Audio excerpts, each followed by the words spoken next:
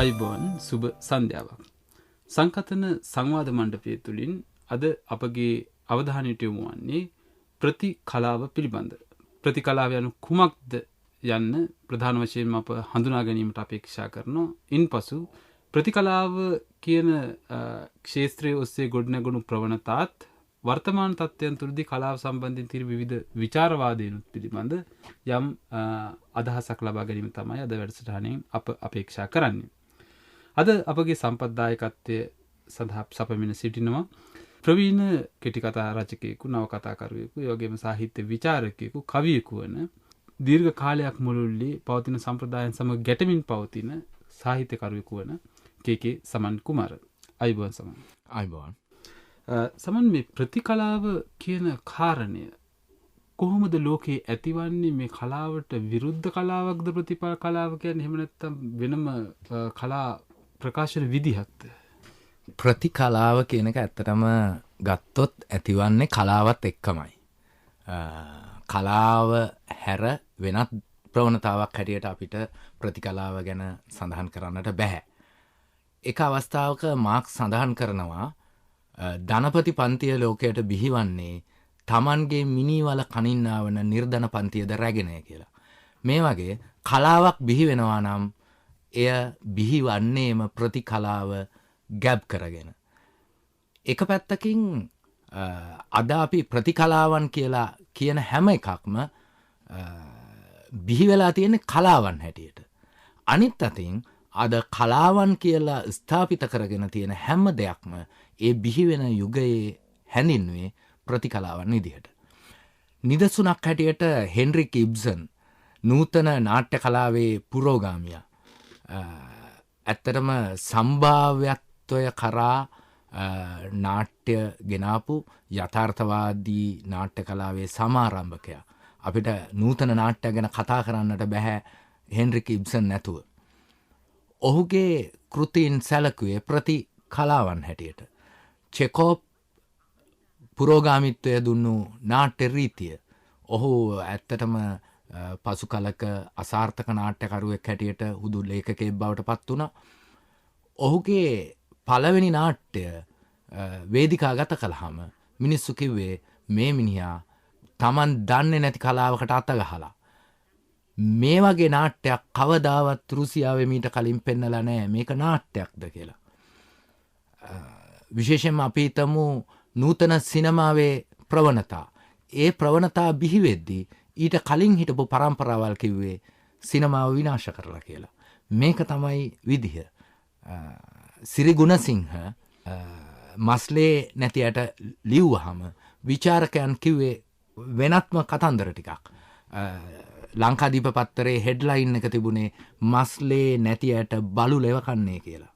ඉතින් අජිත් තිලකසේන පිස්සෙක් හැටියට තමයි මෑත අවදිය වෙනකං සැලකුවේ. ඒ වෙනුවෙන් නොයෙකුත් විචාර මැදිහත්වීම් කරලා විශේෂයෙන් මගේ පරම්පරාවත් ඇතුළුව ඉතාම සුළුතරයක් විසින් තමයි ඔහුව ස්ථාපිත කරන්නේ. ඉතින් මේක ලෝකේ හැමතැනම මෙහෙමයි. නූතන චිත්‍ර කලාව බිහිවෙද්දී එය චිත්‍රය නොවේ හැටියට තමයි සැලකුවේ.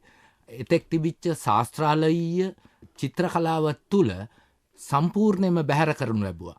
අපි මේ සැලකුවොත් ක්ලෝඩි මැනට් වගේ චිත්‍රශිල්පීන් නියෝජනය කරපු, මාෂල් ඩුෂාම්ප් වැනි චිත්‍රශිල්පීන් නියෝජනය කරපු ප්‍රවණතාවන් විචාරකයෝ හෙලා දැක්කේ උපස්ථිතිවාදීන් කියලා. ඒ උපස්ථිතිවාදීන් නැත්නම් ඉම්ප්‍රේෂනිස් කියන වචනයම තමයි පසු කලක ඔවුන් තමන්ව හඳුන්වන්න යොදාගත්තේ.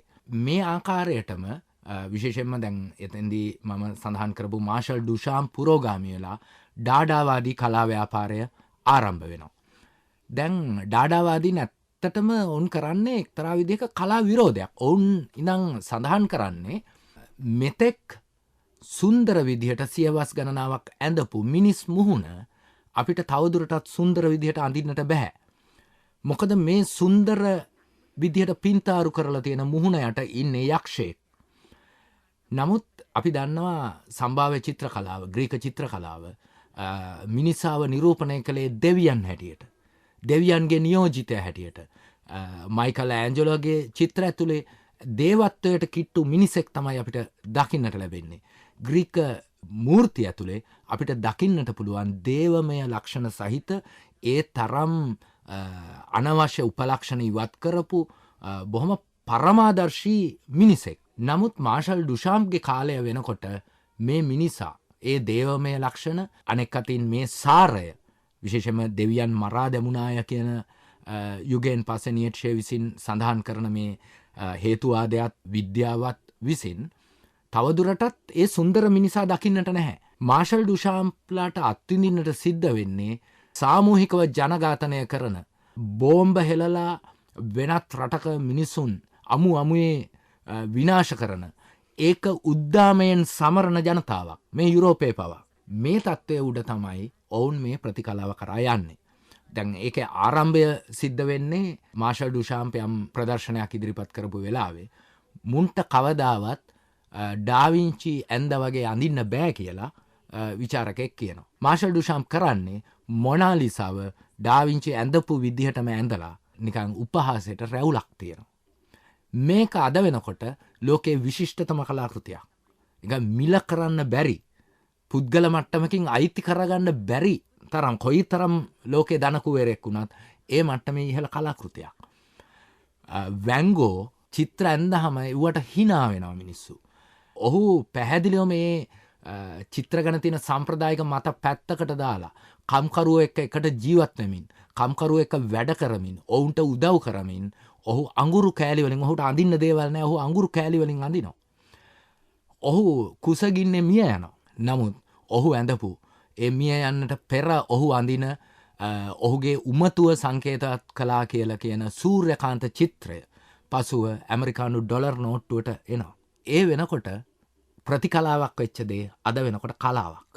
ඉතින් මේකම තමයි දැන් නාට්‍ය කලාව සම්බන්ධයෙන් ගත්තොත් ස්ටැනිස්ලව්ස් කියානු ගුරුකුලයෙන් බිඳිලා යන අන්තොනින් ආටෝ වෙනත්ම හැඩයක් ගේනවා නාට්‍යයට.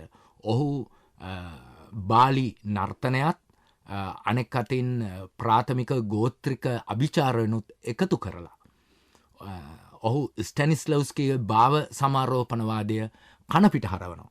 නමුත් මූලික වශයෙන් සිද්ධාන්තය අර භාවයන්ට සමාරෝපණය වීම, භාවමය රාජධානිය තුළ සැරිසැරීම, ඇරිස්ටෝටලියානු භාව විශෝධනය මේ සියල්ලම තමයි. නමුත් මිනිසාව ඔහු ප්‍රාථමික මිනිසා තුළ තිබෙන ප්‍රාථමික භාවයන් කරා ඔහු කිමිදෙනවා. මෙහිදී ඔහුට යන්නට සිද්ධ වෙන්නේ වසංගත කාලවල මිනිස්සු කොහොමද හැසිරලා තියෙන්නේ. සාමූහික වශයෙන් සිද්ධ වෙන අනතුරකදී දැන් අපේ රටේ හිතුවොත් සුනාමි වගේ තත්ත්වයකදී හැසිරුණේ මිනිස්සු කොහොමද කියන එක අපි අත්විඳලා තියෙනවා. මරණය ඉදිරියේ තවදුරටත් කිසිදු බලාපොරොත්තුවක් නැති අවස්ථාවක කුසගින්න ඉදිරියේ මිනිස්සුන්ගේ මේ තියෙන සංස්කෘතික සලුපිලි ගලවලා වැටුනහම මේ ආචාර ධර්ම නැත්තට නැති වෙලා ගියහම මිනිස්සු හැසිරෙන්නේ කොහොමද කියන එක ඔහු සැබෑ මිනිසා හැටියට ආටෝ එළියට ගන්නවා. ආටෝ මේ ව්‍යායාමය තුළම මානසික වශයෙන් රෝගී වෙනවා. ඔහු දැවැන්ත අරගලයක් කරනවා. මිනිස් භාවයන් මොන විදිහටද එළියට ගේන්න ඕන කියන එක. මේක ඇත්තටම ප්‍රති නාට්‍යමය අවස්ථාවක් හැටියට තමයි සලකන්න තියෙන්නේ. දැන් ක්‍රූර රංගය ලංකාවේ යොදාගෙන තියෙන්නේ ධම්ම ජාගොඩ තමන්ගේ මලවුන් නැගිටි තුළ යොදා ගන්නවා. සුනන්ද පුෂ්ප කුමාර යොදා ගන්නවා. තුසිතද සිල්වා කියලා නාට්‍යකරුවෙක් අප්‍රකටව ගිය නාට්‍යකරුවෙක් මේක යොදා ගන්නවා. ඉන් පසුව නදීකා බණ්ඩාර තමන්ගේ මරියාගේ රමණය තුළ යොදා ගන්නවා.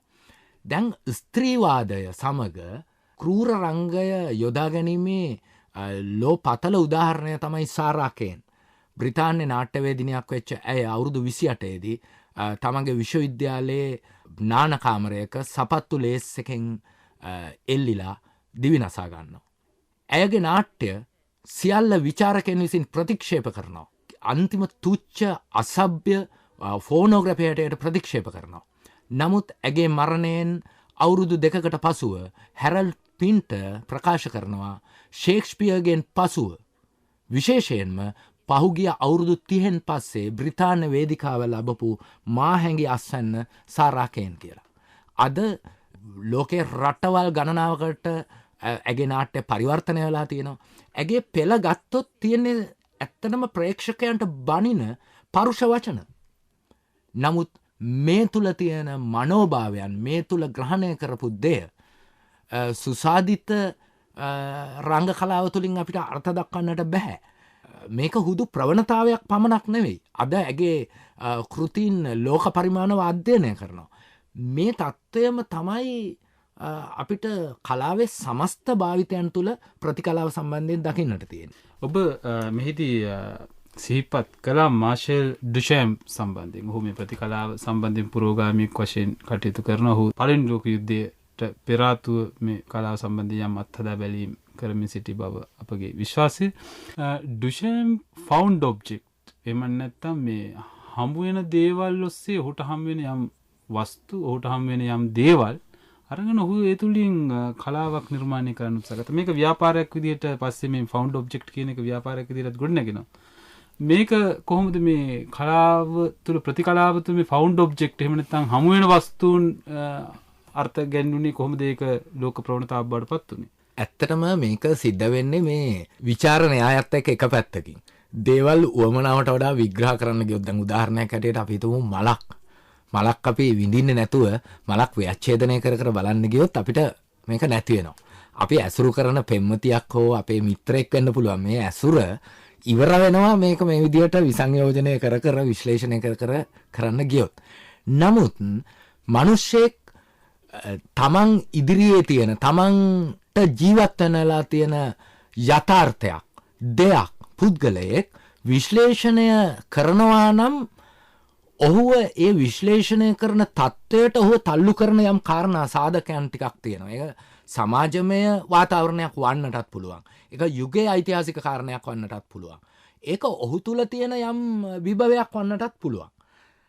මාර්ෂල් ඩුෂාම් දකින්න තිබුණේ පුනර්ජීවන යුගයේ චිත්‍රකලාව සහ ශාස්ත්‍රාලීය චිත්‍රකලාව. විශේෂයෙන්ම චිත්‍රකලාව, නූතන චිත්‍රකලාව බිහිවන්නේ, පැරණි මේ සුසාදිත චිත්‍රකලාව බිඳ වැටෙන්නේ කැමරාවේ ආගමනයත් එක්ක. දවස් ගානක් තිස්සේ මිනිස්සෙක්ව වාඩි කරවලා තියාගෙන ඒ මිනිහටත් වද දිදී කිසිදු තේරුමක් නැතුව ආලෙක්කයන්ට නගපු යුගයක කැමරාවේ ඒමත් එක්ක තප්පර ගානකින් මේක කරන්නට පුළුවන් වෙනවා. ඒකෙන් ආලෙක්ක චිත්‍රය කලාවක් හැටියට තියෙන වටිනාකම තවමත් නැති වෙලා නැහැ. හරි. නමුත් හුඟ දෙනෙක්ට අවශ්‍ය එහෙම ආලෙක්ක චිත්‍රයක් නෙවෙයි.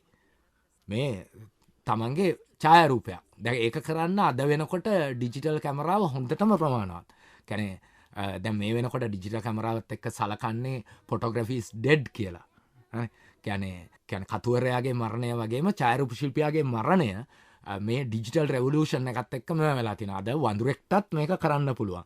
ඒක කිසිදු කලාවක්, න්‍යායක්, ධර්මයක් අඩු ගානේ මේ රූප සංරචනයේ මූලික දෙයක්වත් එහෙම කිසිම දෙයක් නැහැ. ඕන කෙනෙක්ට ගන්නට පුළුවන්.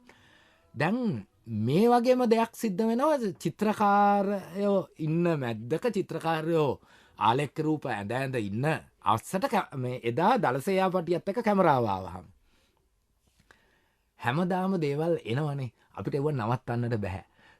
තොටියෝ ගැන පාලමක් වැටුනහම ජීවිකාව අහිමි වෙච්ච තොටියෝ ගැන අපිට සින්දු ලියන්නට පුළුවන්. හරි. හෙට ඒ තොටියා පාරේදී හම්බුනහම හිඟා කකා හිටියොත් අපිට සල්ලි දෙන්නත් පුළුවන්.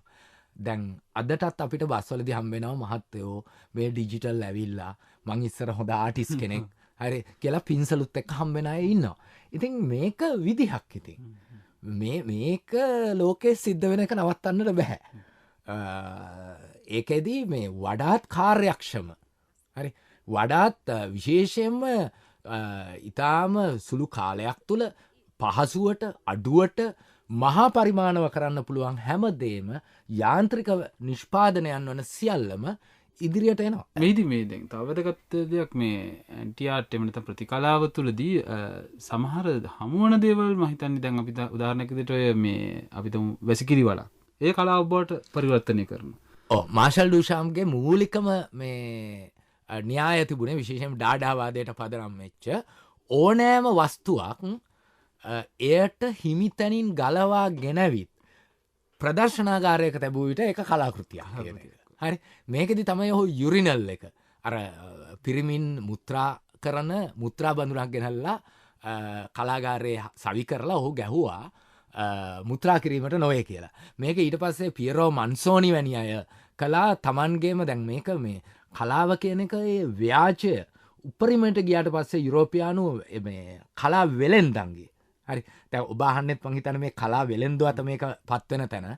මොකද එක විචාරකයෙක් සඳහන් කරලා තිබුණා ඒක ඇත්තටම මේ එක්තරා විදිහකට මේ කාටූන් ආකාරයකට මේ ඩුෂාම්පම නිරූපණය කරපු මේ අවස්ථාවක තමයි මම දැක්කේ. ඩුෂාම්ප් කියනවා එදා මම මේ යුරිනල් එක නැත්නම් මුත්‍රා මදුන ගෙනාවේ කලා වෙලෙන්දන්ගේ මූණට දමලා ගහන්න. අද උන් ඒක විකුණන්න තියලා. දැන් මේකම තමයි සිද්ධ වෙන්නේ. පියරෝ මන්සෝනි තමන්ගේ අසූචි කෑන් කරලා 100% ෆියෝ ආටිස් ෂිට් හරි නැතිනම් 100% සුද්ධ කලාකරුවාගේ අසූචි කියලා ඉවරලා කලාගාරයක තියෙනවා. ඒ තියන්නේ කලා වෙලෙන්දන්ට විරුද්ධව. මේ කලාව අද පත්වලා තියෙන තත්ත්වයට විරුද්ධව. මේක ඇත්තටම ලෝක පරිමාණවන මේ අද ලංකාවේ අපිට දකින්න තියෙන විශේෂම ස්ථාපන කලාව ඇතුලේ. කොහේ හරි තියෙන එකක් ගෙනල්ලා තියෙන එක ඇතුලේ මේකම තමයි. අද ආටිස්ට්ලට බිහි වෙන්න පුළුවන් හුදු මොනවා හරි දේවල් ටිකක් ගෙනල්ලා කොම්පෝස් කරලා ඉවට ඕන තරම් ඉන්ටර්නෙට් එකෙත් අපිට බලා ගන්න දේවල් තියෙනවා. මම පැහැදිලිවම අභියෝග කරලා කියනවා මේ ඉන්න ස්ථාපන ශිල්පීන් මට්ටමට මට හෙට එක්සිබිෂන් එකක් කරන්න පුළුවන්. මං චිත්‍ර ශිල්පියෙක් නෙවෙයි. හැබැයි පැහැදිලිවම කරන්න පුළුවන්. මොකද ඒක ඉතාම සරල දෙයක්. ඒක ආත්මීය දේවල් ටිකක් නැහැ. අවසානයේ තියෙන්නේ මේ ආර්ට් ට්‍රික් එක වටහා ගන්න එක. ලංකාවේ ආටිස් කෙනෙක් වෙන්න මගේ මිත්‍රයෙක් කියන ආකාරයට ආර්ට් විතරක් තිබිලා බෑ. ආර්ට් ට්‍රික්ස් තියෙන්න ඕනේ. මේ කලා උපක්‍රම, මේ වෙළඳ උපක්‍රම, මේ තමන්ගේ අනන්‍යතා අර්බුදය මෙම කරන අනන්‍යතාවය සොයන උපක්‍රම ඇතුළෙන් තමයි අද ස්ථාපන කලාව ගොඩනැගිලා තියෙන විශේෂයෙන් ලංකාව තුළ. නමුත් මේක බටහිරත් සිද්ධ වුණා. දැන් පියරෝ මන්සෝනි තමන්ගේ අසූචි කෑන් කරලා තියන්නේ වෙලෙන්දන්ට විරුද්ධව. නමුත් මේ එක කෑන් එකක් ඩොලර් මිලියන ගණනකට අලවි වෙනවාද. ඉතින් ඒක ඊළඟ ධනපතියා උත්සාහ කරන්නේ අරයා බංකොලොත් වුණාම ඒ ධනපතියා අරක මේ විකුණන්න මුලින්ම ගන්න කලාකෘතිනේ. හරි ඇන්ටික් ෂොප් වලට යවනවා වගේ. ඒක ගන්න තව අය බලාගෙන ඉන්නවා. ඉතින් මේක තමයි මේ කලාවට හැමදාම සිද්ධ වෙන දේ. කලාව සම්බන්ධයෙන් දැන් මේ ප්‍රති කලාව කියන අංශය පිළිබඳ අප සාකච්ඡා කරනකොට මේ අපිට උසස් කලාව සහ පහත් කලාව පිළිබඳ තිබුණු භේදනය ගැනත් කතා කරන්නට වෙනවා කියලා මං හිතනවා. මොකද මේ හයි ආර්ට් සහ ලෝ ආර්ට් කියලා භේදනයක් ලෝකේ ඇති කරගන්නවා. දැන් මේක මේ ප්‍රතිකලාවත් එක්ක අපි ආබද්ධ කරගන්නේ කොහොමද?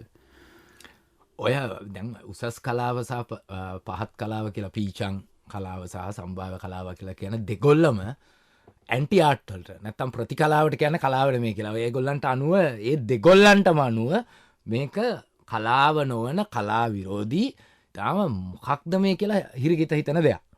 දැන් කියන විශේෂයෙන්ම නූතන කලාකෘතික ප්‍රධාන දේ තමයි සන්දර්භය. ඒ සන්දර්භය අගක් මුලක් දන්නේ නැතුව නූතන කලාව රස විඳින්න බෑ. ඒක විසිත්ත කාමරයක සැලුන් එකක ගහලා තියෙන චිත්‍රයක් නෙවෙයි. කියන්නේ මේවනම් පාර යනකොට ගෑනු ළමයෙක් දැක්කා වගේ හරි මේ මල් ගහක මලක් දැක්කා හරි විඳින්න පුළුවන් එකක් නෙවෙයි. ඒකට ඉතිහාසයක් තියෙන්න ඕනේ. මේ පීචං කලාව නැත්නම් මේ පහත් කියන කලාව ඇත්තටම මේ දුරාවලියක් හැටියට මේ දුරාවලියක් හැටියට ස්ථාපිත වෙන්නේ ජන කලාවන් සහ සම්භාව්‍ය කලාවන් කියලා බෙදීම තුළ. එදා පන්ති සමාජය බිහිවීමත් එක්ක ක්ලාසික් කියන එක ක්ලාස් කියන එක සම්බන්ධයි. ඒක පන්තිමයි පැහැදිලිවම. හරි ක්ලාසික් වෙන්නේ ක්ලාසි අයගේ වුණා. ඉතින් මේ එදා කරපු ආන්තිකරණය තමයි අද වෙනකන් ඊට පස්සේ උගත් අයගේ එක. කලාවට විචාරකයෝ ඉන්න උගන්වන මේ සම්භාව්‍ය බවට පත්වෙන්නේ මේක. මේකට විරුද්ධව එන හැම දෙයක්ම ඒකට බාහිරව තියෙන හැම එකම පහත් කලාව බවට පත් වෙනවා. නමුත් මේ ඇන්ටි ආර්ට් වල තියෙන ප්‍රධානම දේ තමයි මේ උසස්ද පහත්ද කියන හැමෝටම අනුව කලාව කියන්නේ සෞන්දර්යය. හරි ඒ සෞන්දර්යය කියන්නේ සුන්දරත්වය, ලස්සන දේ තමයි කලාව කියන එක මේ පීචං අයත් සම්භාවයක් දෙගොල්ලම පිළිගන්නවා. නමුත් ඇන්ටි ආර්ට් වලින් තමයි අපිට ගේන්නේ කලාව කියලා කියන්නේ සුන්දර දෙය නොවේයි. කලාව කියන්නේ ලස්සන නෙමෙයි. ඒ ලස්සනට යටින් තියෙන වෙනත් දෙයක් කියන කාරණය මතු කරන්න හැම යුගයකම ප්‍රතිකලාවන් එනවා. ඒක හරියට මං උදාහරණයකින් කිව්වොත් මහාමාරිය නවකතාවේ ඇල්බර්ට් කැමූ කියනවා මහාමාරිය විස බීජ අපේ ගෙවල් වල ඇඳුම් අල්මාරි වල හට්ටි මුට්ටි වල පිඟන් කෝප්පවල තිබිලා ලෝකය අධර්මිෂ්ඨකමින් පිරිච්ච වෙලාවට ලෝකයට මනුෂ්‍යත්වය කියලා දෙන්න මී වාහනවල නැගිලා ලෝකෙට එනවා කියලා. ඒ වගේම ප්‍රතිකලාව කලාව කියන එක ජාවාරමක් වෙලා පාජාවක් වෙලා වෙළඳාමක් වෙලා වෙනත් විපරීත තත්ත්වයකට පත් වුණාම හැමදාමත් ප්‍රතිකලාව ලෝකයට කලාව සහ මනුෂ්‍යත්වය කියලා දෙන්න එනවා. ප්‍රතිකලාවේ ශ්‍රී ලාංකේය අත්හදා බැලීම් පිළිබඳත් අපි කතා කළා. ප්‍රතිකලාවේ ශ්‍රී ලාංකීය අත්හදා බැලීම් කියන එක අතරම ගත්තොත් නාට්‍ය ඇතුලේ විශේෂයෙන්ම ක්‍රූර රංගය තුල ඊළඟට බ්‍රෙක්ටියානු තියටර් එක තුල දැන් අපිට මතකයි විජිත ගුණරත්න තමන්ගේ බ්‍රෙක්ටියානු අත්දැකීම් දුරස්ත කරන අත්දැකීම් කරද්දි කිව්වේ මේවා නාට්‍ය නෙවෙයි කියලා.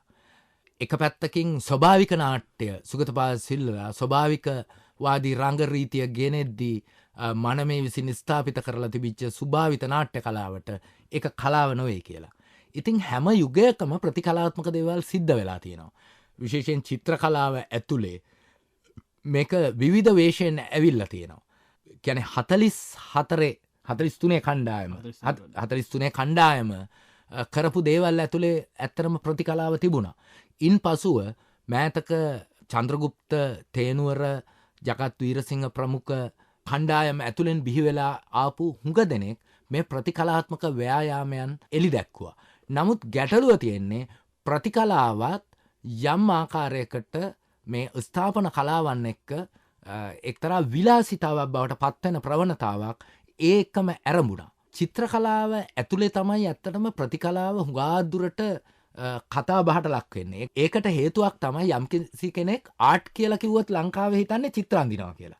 ආටිස්ට් කෙනෙක් කියලා කිව්වොත් චිත්‍ර අඳින්නේ මොකද කියලා තමයි වගේ අහන්නේ. මොනවද අඳින චිත්‍ර? එක්තරා මේ කියන්නේ බැන පෝස්ටර් අඳින කලාකරුවෙක් ඉඳලා තියෙනවා. ඔහු ඇත්තටම ගොතයි. ඔහු ගොතාකාරයෙන් තමයි ඔහු තමන්ගේ උච්චාරණය ලියන කොටත් ලියන්නේ. ඔහු බෝඩ් තමන්ගේ වෙළඳ ස්ථානයේ පුවරුව දාලා තිබුණේ ආර්ට් වක්කර දෙනු ලැබේ. වර්ක් කියන එක වක්කර දෙනු ලැබේ. ඔහුට ගොත නිසා. දැන් ලංකාවේ හුඟක් වෙලා තියෙන්නේ ආර්ට් වක්කර දෙන ඒවා තමයි තියෙන්නේ. දැන් ප්‍රතිකලාවත් ආර්ට් වක්කර දෙන තැනට ගිහිල්ලා තියෙනවා. අද සංකතන සංවාද මණ්ඩපය තුළින් සාකච්ඡා කළේ කලාවේත් ප්‍රතිකලාවේත් තිබෙන ලක්ෂණ පිළිබඳ. අප විශ්වාස කර කලාවට සාපේක්ෂ ප්‍රතිකලාව කියන දේ ප්‍රශාකාවක් ලෙස කොයි ආකාරයෙන් ලෝකයේ තුලත් එවැගේම කලාපීය වශයෙන් උත් වර්ධනයන් සිද්ධ වී තිබෙනවාද කියන දේ පිළිබඳ අප සාකච්ඡා කළා. එහි යම් යම් ප්‍රවණතාවල ආభాෂයන් ශ්‍රී ලාංකේය සන්දර්භයන්ට බලපෑවේ කෙසේද? ඒ වගේම ප්‍රතිකලාව නිර්මාණය වීම තුළින් පැවතුණු අධිපතිවාදී දෘෂ්ටීන්ට පහර එල්ල කළේ කෙසේද යන පිළිබඳයි අප සංකතන සංවාද මණ්ඩපය තුළින් සාකච්ඡා කළේ. මේ සාකච්ඡාවට අද සම්පත්දායකත්වය ලබා දුන්නා ප්‍රවීණ කෙටි කතාකරුවෙකු, නවකතාකරුවෙකු, ඒ වගේම කවියෙකු, ඒ වගේම විචාරකයෙකු වන කේ.කේ. සමන් කුමාර. ඔබට බෙහෙවින් ස්තුතියි. සංකතන සංවාද මණ්ඩපයේ නිෂ්පාදනය කොට ඉදිරිපත් කළ මම දර්ශන අශෝක කුමාර.